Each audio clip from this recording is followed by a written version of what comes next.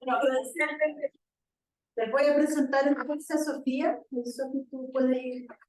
Bueno, Sofía Zaragoza Carvajal, ella es codirectora y coordinadora de género y territorio del Instituto de Estudios Avanzados en Desigualdades, el IAD, en la Universidad San Francisco de Quito.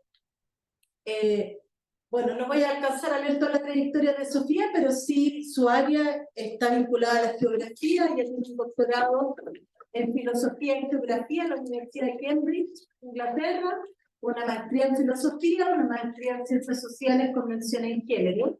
Y principalmente Sofía ha centrado las investigaciones en las publicaciones que ustedes también pueden observar en el Google Scholar sobre geografía crítica, geografía feminista decolonial, y ha escrito varios artículos, algunos de los cuales compartimos, sobre geografía y género, la perspectiva decolonial de la geografía feminista en América Latina, construyendo una geografía del femicidio en Ecuador, mapeando el género y la geografía feminista en un contexto global. Y invitamos a Sofía principalmente para encontrarse con los estudios y con las investigaciones que ustedes tienen. Aquí vienen entrando dos compañeras ecuatorianas, Melissa Moriano, Melissa ecuatoriana, colega que también trabaja sobre el activismo, la Meli, Diana,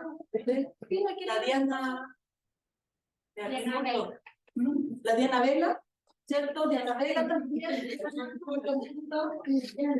Es súper emocionante porque son compañeras que son también parte del colectivo Geografía Crítica en Ecuador, que también es un guiño a nuestro colectivo Geografía Feminista, que también es parte de la creación de este encuentro, junto con el seminario permanente que organiza nuestra directora de la Escuela de Posgrado, Beatriz Burr. Nos colegiamos todos y qué bonito que al fin estamos todas. Así que, Sofía, cuando tú quieres, mire, Sofía me preguntó, chiquillas, cómo se organizaba esto, ¿ya? Yo le dije que mucha libertad, que por un lado, desde el enfoque teórico que ella maneja, se los presenta a ustedes, también le planteen sus reflexiones, y también desde el empírico, por todo el activismo que hay de las tres compañeras ecuatorianas que están acá, que de verdad es súper emocionante. Creo que no la veíamos algunas desde la cumbre de los pueblos, ¿te acuerdas, Beatriz Busto? Dani Gans, y claro, y otras se han visto en Ecuador. Entonces, chiquillas, siéntanse libres también las que están allá, las que están acá, de no más allá tenemos planificado esto no más allá de las 8, porque todas tenemos varias cosas, pero no sé, Sofi, si prefieres que te pregunten de repente o quieres hablar tú y después ellas conversan contigo. ¿Qué es mejor para ti? Puedo presentar unas ideas y no sé si todos han leído los artículos que lo mostré a Yasna y luego podemos conversar. Buenas noches. Muchísimas gracias, Yasna. Muchísimas gracias, Bea. Otra Bea también por la sala. Karina también, que la puede Muchas gracias, Karina. ¿Qué? Bueno, hoy noche lo que les quería presentar son dos como partes de lo que es la geografía feminista descolonial, que es un marco teórico, práctico, desde la práctica que vengo desarrollando, algunos aspectos en colectivo, otros aspectos no en colectivo. Y lo que quería enfocarme, por un lado, son las críticas antirracistas, especialmente los diálogos transatlánticos, afro-transatlánticos. Cuando hablo de lo antirracista me estoy refiriendo sobre todo al pensamiento negro desde las Américas y sus críticas al blanqueamiento del espacio. Podríamos llevarlo en mestizaje, pero lo que he venido pensando especialmente con Manuel Bayón, que algunas le conocen, ha sido sobre todo el blanqueamiento del espacio. Y con Yasna venimos trabajando mucho el tema de cuerpo-territorio, tenemos un poco de discusión con el político, donde también estamos discutiendo mucho el tema a nivel metodológico, conceptual, y quería plantear más bien tanto el tema de muerte cuerpo-territorio como de agua cuerpo-territorio. Todo esto dentro del marco de la geografía feminista descolonial, que es lo que voy a plantear aquí. Chiquillas, las que están allá, escuchan bien a Sofi, porque Sofía habla bajito. Exacto. Ok, entonces con Manuel Bayón hace ya unos 4 años, 3 años, nosotros hicimos una investigación sobre las celebraciones de Alexander von Humboldt en el 2019. Entonces acá también se dieron las celebraciones para Ecuador, celebrando el nacimiento de los 250 años de Alexander von Humboldt. Es decir, hubieron muchísimas celebraciones. Y nosotros partimos con una pregunta que era, ¿por qué se sigue celebrando Alexander von Humboldt? Y debido a estas celebraciones, simplemente lo que ocurre es un blanqueamiento del espacio, ¿no? Alexander von Humboldt es pensado como el padre de la ecología política, puso al Ecuador en el mapa mundial, y lo que nosotros hicimos, pensando como más bien desde las críticas epistemológicas, desde la descolonialidad en todas las Américas, no solo en América Latina, es seguir a todas las personas e instituciones que celebraban Alexander von Humboldt, ¿no? Este es el Humboldt móvil que lo financió el Colegio Alemán del Ecuador, pero también las embajadas de Francia y Alemania. Y lo que hacían era ir por todo el viaje que hizo Humboldt durante sus 8 meses en Ecuador para enseñar el legado de Humboldt en las escuelas cristales de los Andes ecuatorianos. Entonces, es un ejemplo, digamos, de cómo se va construyendo el blanqueamiento del espacio, y lo que nosotros hicimos fue que nos filtramos, no se ve muy bien en la imagen ahí, pero efectivamente es, digamos, nosotros entramos con un póster que decía una mirada feminista y descolonial del aniversario de Alexander von Humboldt, en el primer evento grande que hubo en el Ecuador, y efectivamente las personas, pues, nos vieron, no sé si nadie que empezar a asociar a nosotros, y más bien, digamos, nuestra postura en ese evento era efectivamente de cuestionar la construcción de conocimiento de Alexander von Humboldt, debido a que solo estuvo 8 meses en Ecuador, cuál fue su relación con la población indígena, sobre la cual construyó conocimientos, tampoco estuvo presente en los eventos, y tampoco se planteó o se interrogó el hecho de que un hombre gay, es decir, su generalita, tampoco estuvo presente. Todos los elementos que fueron construyendo una imagen de blanquitud que, digamos, se persiste en este momento. Entonces, eso, digamos, nosotros, digamos, esto de seguir las celebraciones y entrevistar a las personas que estamos celebrando. Nos fuimos a todos los eventos de la Embajada de Francia, la Embajada de Alemania. Llevé a algunas activistas, digamos, de Mujeres de Asfalto, que es una colectiva de mujeres negras del Ecuador, y eran casi siempre las únicas mujeres negras en estos eventos. Y pues constatamos un poco cómo se sentían, cómo nos sentíamos frente a la blanquitud presente. Nosotros dialogamos con Manuel Bayón digamos, este recorrido con las geografías antirracistas en las Américas, y vimos que hay 2 escuelas ahorita que están discutiendo las geografías de la América. Por un lado, la geografía brasilera, desde las geografías del espacio negro, siempre en diálogo con la modernidad, colonialidad, decolonialidad, es decir, la escuela latinoamericana de colonialidad, y la escuela anglosajona, donde hay una relación más fuerte entre las geografías latinas, es decir, la escuela latina en Estados Unidos, las geografías indígenas y las geografías de la negritud. Y un poco lo que intentamos hacer es decir, ok, vamos a plantear el blanqueamiento del espacio en el Ecuador a través de honrar una figura masculina, que en el imaginario parecía cisgénero, pero en realidad no era tan cisgénero. Y a su vez hacer un diálogo entre la escuela brasilera y la escuela anglosajona en un país como Ecuador, donde no tenemos una discusión larga sobre racismo o teoría crítica de la raza. Yo creo que es algo que sí me gustaría como conversar con ustedes, es cómo se discute la raza, el racismo estructural, el racismo ambiental, el capitalismo racializado, en el caso de Chile. Y digamos, una de las cosas que sostenemos tanto en el artículo como en el Bayón, pero también en el colectivo Resistencia Cimarrones, nos hemos dedicado a tener discusiones transnacionales, transhemisféricas, es decir, hablar de todas las Américas sobre cómo discutimos la teoría crítica de la raza. Entonces, claro, ahí las preguntas que siempre tenemos son miradas hemisféricas, está muy digamos, especialmente en la literatura de la geografía anglosajona, crítica como estas, pero también en ciertas discusiones latinoamericanas estamos posicionando lo hemisférico, es decir, esta necesidad de hablar entre el norte y el sur, deshacernos de la idea del norte y sur a lo largo de las Américas y pensar de manera hemisférica.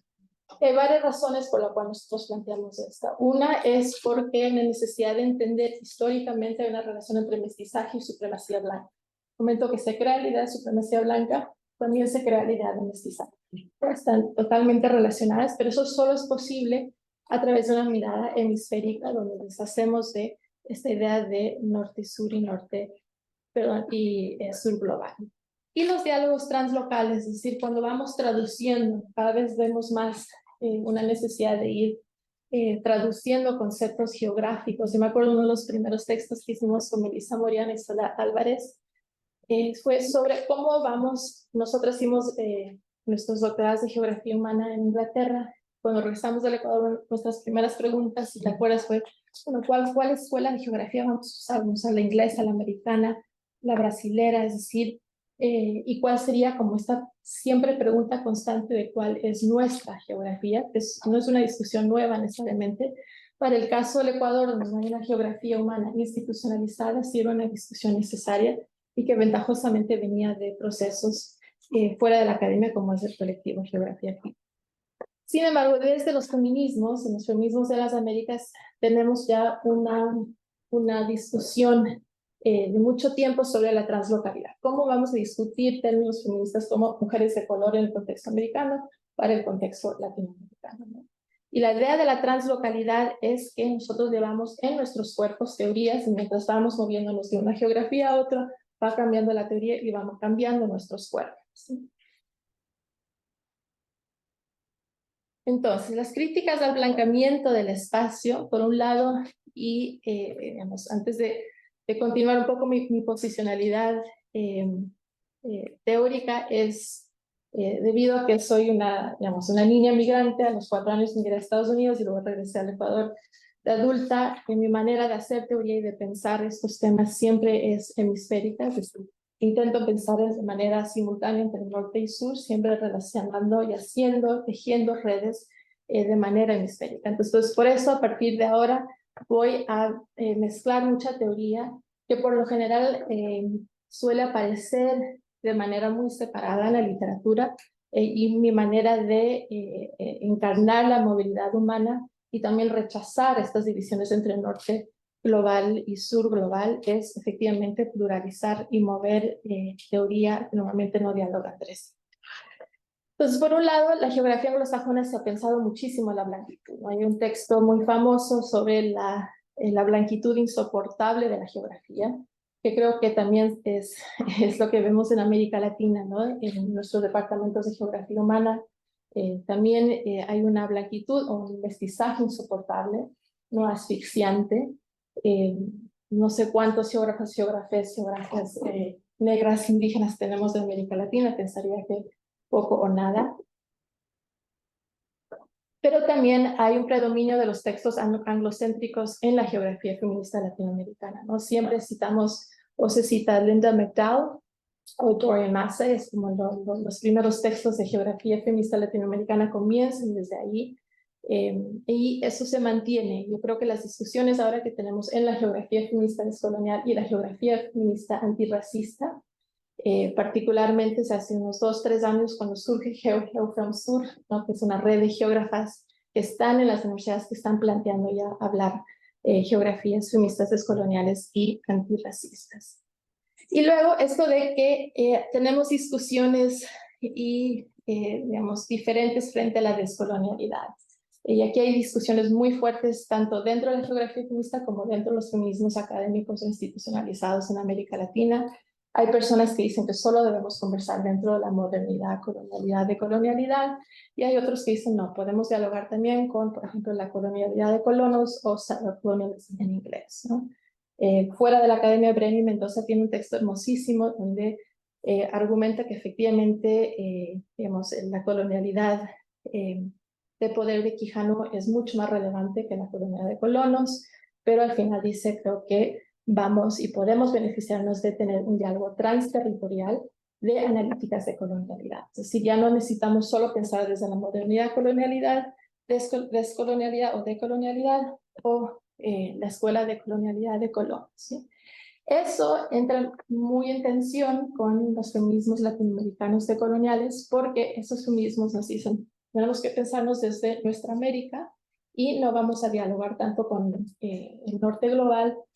Algunas también sostienen no publicar en inglés, es decir, digamos, yo me distancio un poco de esas líneas por mi propio encarnamiento de la movilidad humana, y siempre me pregunto, bueno, la diáspora latina en Estados Unidos o en Europa, digamos que va a publicar en inglés o quizás ya no habla español o a veces habla mal el español, como me pasa a mí a veces todavía, ¿qué hacemos con eso, ¿no? Y bueno, de ahí creo que hay otras críticas al planteamiento del espacio que podemos hablar más adelante, pero los que están ahí presentes son que todavía pensamos en nacionalismos metodológicos, es decir, todavía pensamos en Estados-naciones, en lugar de pensar quizás de la de Ayala, desde América Latina, de Leila González, desde Isla de Tortuga, Estados Unidos. Es decir, ya tenemos otros imaginarios descoloniales que están discutiendo con los feminismos negros, con los feminismos indígenas. Son esos espacios que deberíamos utilizar y ya no en nuestra América o América Latina.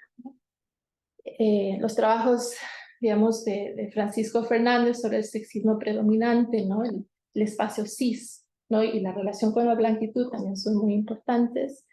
Y el texto de Michelle Dago, que es una geógrafa indígena, y Maggie Ramírez, que es una geógrafa latinex, que nos dice tenemos que estar rindiendo cuentas, ¿no? Absolutamente de manera constante todo el tiempo, especialmente quienes encarnamos el mestizaje o la blanquitud.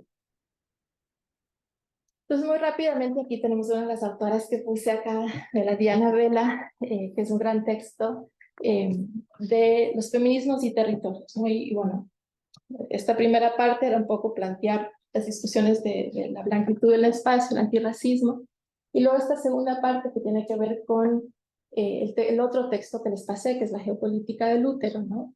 Que es, digamos, que la geografía feminista descolonial puede partir y sostener otras nociones de relacionar la construcción social del espacio con el género en América Latina desde los feminismos y territorios, ¿no? Es decir, aquí es donde ya podemos comenzar a hablar de una geografía feminista descolonial, porque hay una discusión muy particular, eso sí, yo creo que viene de Abya Yala, de América Latina, por la relación que nos están planteando los feminismos territoriales, los feminismos comunitarios territoriales, y todos los debates feministas sobre el territorio, las múltiples formas que estamos teniendo, que creo que todas conocemos muy bien, sobre esa relación. Y aquí es donde vive, creo yo, y donde sostiene cuerpo-territorio, donde se sostiene esta idea de que el cuerpo y el territorio no son separables y que hay que pensarlos de una forma muy,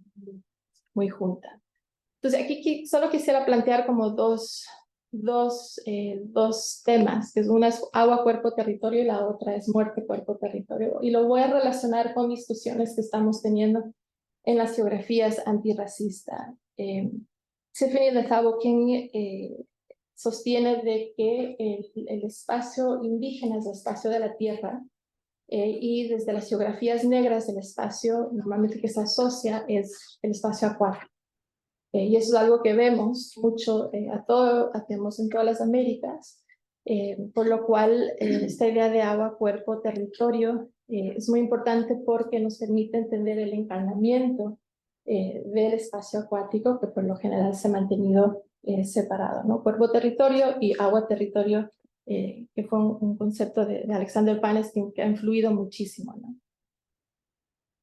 Y luego, muerte, cuerpo, territorio. ¿Por qué? Digamos, porque ha sido muy importante, y en el texto que vieron de geopolítica del útero, esta idea de que efectivamente sí si el cuerpo y el territorio son, digamos, ontológicamente no separables, entonces también pasa por un proceso de muerte, pero es un proceso de muerte lenta y normalizada, ¿no? Es decir, no es un evento de genocidio, un evento extraordinario, sino que se mantiene, se sostiene, y por eso hay un espacio-tiempo muy particular de la muerte, que es particularmente importante cuando analizamos, por ejemplo, racismos ambientales, ¿no? Donde hay una intencionalidad de muerte y de no proteger la vida.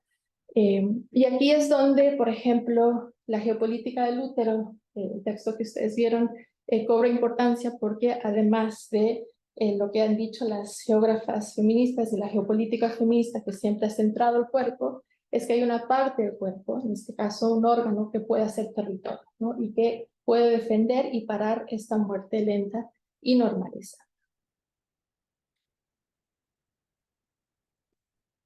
Sobre cómo podemos hablar sobre geografía feminista descolonial, más allá de las metodologías de cuerpo-territorio, que creo que es lo que se está citando y hay muchísima literatura en este momento, traje otros ejemplos que normalmente no uso para hablar de metodologías y métodos de geografía feminista descolonial, pero creo que están ahorita siendo muy discutidas y utilizadas. Y la primera que traje es este diálogo, un diálogo incómodo entre geógrafas latinex y latinoamericanas. Normalmente cuando yo escribo sobre lo latinex en español y en América Latina, a veces me devuelven los escritos y me dicen, no, esto es un error ortográfico. No, les digo, no, es un error. Y es por un desconocimiento, pero creo que realmente es, para mí es un despertar y para que nos hagamos la pregunta de por qué no nos gusta dialogar o qué ocurre cuando no dialogamos o no reconocemos hace Latinx otra, y sus espacialidades en Estados Unidos, ¿no? Y este diálogo fue muy importante y fue muy incómodo, fue muy doloroso. Nos tomó los 3 años, fue entre geógrafas Latinx en Estados Unidos, con geógrafas, digamos, situadas en el Abya Yala o América Latina, de hacernos esas preguntas incómodas de por qué no dialogamos, por qué no nos miramos, por qué se piensa que cuando cruzas y vas al norte ya tienes todos los privilegios y beneficios del mundo. Pienso que es un método de una cierta política de traducción. De nuevo regreso al tema de la translocalidad. Ahí hablamos siempre mucho de la política de la citación, pero cuando hablamos de las políticas de la traducción, ¿no? Digamos, esto es una forma de traducir, pienso yo, de manera descolonial, haciendo geografía feminista descolonial. Y curiosamente, esta es la primera publicación que hace Anticode de manera bilingüe en toda su historia, ¿no? Y yo soy parte del consejo editorial de Anticode y una de las discusiones que tuvimos antes de este texto es, digamos, se centró sobre cómo vamos a descolonizar la revista y una de las acciones siempre fue traducir, ¿no? Pero diferentes formas. Y ahí tuvimos muchísimas discusiones y por eso se dio, digamos, este espacio de simultáneamente publicar en español e inglés este diálogo que tuvimos entre nosotros, ¿no? Eso fue digamos, una forma, un método, pienso yo, de geografía feminista descolonial y además de hemisférica. Este es un mapa, aquí voy a hablar un poco de las discusiones que estamos teniendo en el grupo de reflexión sobre cuerpo-territorio, porque nos preocupa un poco que se esté utilizando de manera no crítica la metodología y el concepto de cuerpo-territorio. Y una de las preguntas que siempre surge es si cuerpo-territorio está relacionado, se puede utilizar con feminismos negros, ¿no? Debido a que cuerpo-territorio nace más bien de feminismos indígenas o feminismos indígenas comunitarios. Y ahí creo que tanto la geografía feminista como la ecología política latinoamericana feminista han dialogado muchísimo más con los feminismos indígenas a través de cuerpo-territorio, por ejemplo, pero poco nada con el pensamiento o los feminismos negros, ¿no? Y esto es, digamos, uno de los mapas que surgieron en unos proyectos que manejamos con Mujeres de Asfalto, en Universidad de San Francisco de Quito y Universidad de Northumbria, donde este es un mapa de la provincia de Esmeraldas, que es la provincia de mayor población afroecuatoriana, donde, si ustedes pueden ver, son, digamos, es hecho de la tela de la memoria de la diáspora africana en Esmeraldas, ¿sí? Digamos, esta es otra forma de encarnar la negritud, es otra forma de encarnar un territorio de la diáspora, que no, digamos, que de cierta forma pasa por el cuerpo, por la memoria, pero que, digamos, tiene mucha más relevancia, tiene mucho más significado que un ejercicio de cuerpo-territorio. A partir de este mapa de la memoria de la diáspora, de crear un territorio negro en el Ecuador. Digamos, podemos tener discusiones igual del encarnamiento del racismo, digamos, de las consecuencias del extractivismo sobre los cuerpos de mujeres negras. Es decir, a través de este mapa tuvimos las discusiones que normalmente se da cuando utilizamos la metodología o método cuerpo-territorio, ¿no? Y lo otro importante que quería mencionar con este mapa es que las geografías de la blanquitud, una de las cosas que causan es que no permite, digamos, que la diversidad, digamos, esté presente en el espacio, ¿no? Es decir, las geografías de la blanquitud, el mestizaje, una de sus características es que aniquila cualquier tipo de representación distinta en el espacio, y por eso este mapa es tan relevante y tan importante.